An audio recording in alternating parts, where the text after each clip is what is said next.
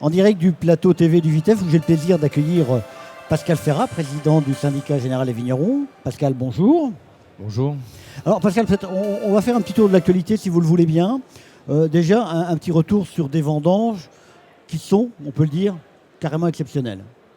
Oui, je dirais même merveilleuse, si je puis me permettre ce qualificatif, dans le sens où cette vendange s'est faite déjà dans la bonne humeur, puisqu'on a démarré ça sous un soleil radieux.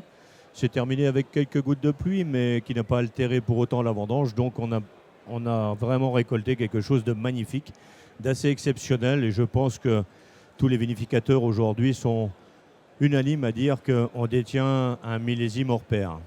Alors l'année 2015 s'annonce exceptionnelle pour d'autres raisons aussi, avec naturellement l'inscription au patrimoine mondial de l'UNESCO des coteaux, maisons et caves de Champagne.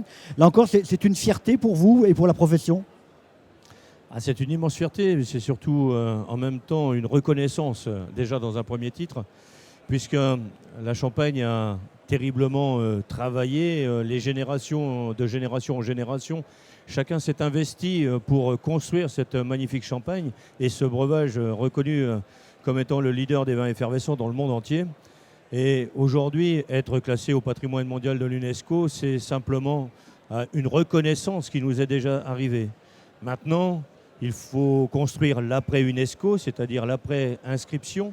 Et le plus dur commence ? Pas le plus dur. C'est-à-dire que c'est une évolution dans nos structures qui fait qu'aujourd'hui, on va apprendre aussi un autre métier puisqu'on focalise le monde entier sur notre région et notre produit. Si on fait venir plus de touristes pour nous visiter, il faut savoir les accueillir. Donc il va falloir apprendre un autre métier que les champenois n'ont pas forcément toujours fait. Alors pour que le bonheur de cette année 2015 soit complet, il faudrait que les ventes soient également au beau fixe. Est-ce que ça semble devoir être le cas ? Mais écoutez, ce que je peux vous dire au jour d'aujourd'hui et à ma connaissance, à l'issue d'un mois de septembre qui se veut assez positif, je dois dire que nous sommes assez surpris d'une reprise, alors somme toute légère encore aujourd'hui, mais une reprise en volume qui est, à mes yeux, tout à fait intéressante. D'autant plus qu'elle se conjugue avec un maintien du chiffre d'affaires, voire même une augmentation du chiffre d'affaires de la Champagne. Et donc, si on continue comme ça jusqu'au mois de décembre, je pense qu'on pourra se féliciter d'une année encore parfaitement jugulée et parfaitement positive. Alors, en 2016, il va se passer des élections. Vous allez passer la main après 6 ans de mandat. Je voudrais vous demander qu'est-ce que vous garderez comme point fort de ce mandat et à l'inverse, quels sont les points sur lesquels vous auriez peut-être aimé avancer plus avant ? Alors il est vrai que je ne renouvelle pas mon mandat. Mon mandat arrêtera au mois de mars, fin mars. Et donc il y a encore 6 mois quand même à travailler. Et donc la priorité est déjà le travail des dossiers en cours et la continuité. La partie électorale sera la partie succession sera la partie finale du mois de mars. Alors aujourd'hui, ce que je dois dire, c'est que je suis déjà extrêmement satisfait personnellement, mais c'est tellement facile à dire pour moi du résultat obtenu, car les mémoires sont assez courtes, mais quand je suis arrivé dans un syndicat un contexte un peu compliqué, on va dire. Un peu difficile, et où le challenge était quand même assez monumental à relever. Je pense l'avoir relevé, je pense avoir fait le job, comme on dit vulgairement. Et donc aujourd'hui, je pense que le syndicat a repris toutes ses lettres de noblesse, ses places de notoriété. Il est reconnu et re-reconnu, que ce soit à l'échelon local, national et international et européen. Et donc à ce titre, je m'en félicite d'avoir au moins réussi ce challenge. Alors comme tout, on aimerait faire beaucoup de choses dans un mandat. 6 ans, c'est long, mais c'est court à la fois. Et en définitive, ce n'est pas les idées qui manquent, mais je n'ai pas réussi forcément à tout mettre sur le rail. Je pense avoir mis beaucoup de chantiers en avant. Beaucoup de chantiers sont démarrés. J'espère qu'ils continueront, qu'ils iront jusqu'au bout.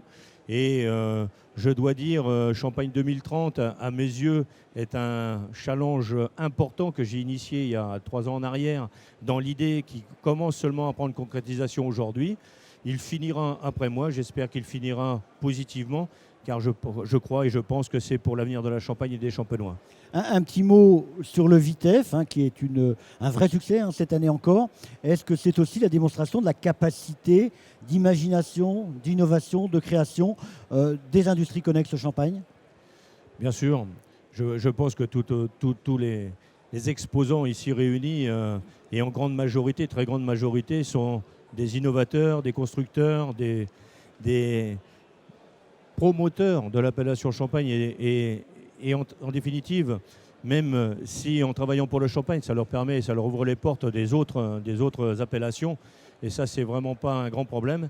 Mais ils sont de concert avec l'appellation Champagne pour faire progresser et surtout maintenir la première place, le leader national et international qu'est le Champagne. Et donc, à ce titre, on ne peut que les remercier. C'est pour ça qu'on les accompagne sur le VITEF. Et tout ce que l'on pourra faire pendant le développement commercial de toutes ces entreprises qui nous aident à tenir notre place et à rester leader, eh bien, écoutez, ça fait partie de la profession de les aider également. Merci Pascal Ferrat d'avoir pris le temps de venir sur le plateau TV du VITEF. Merci.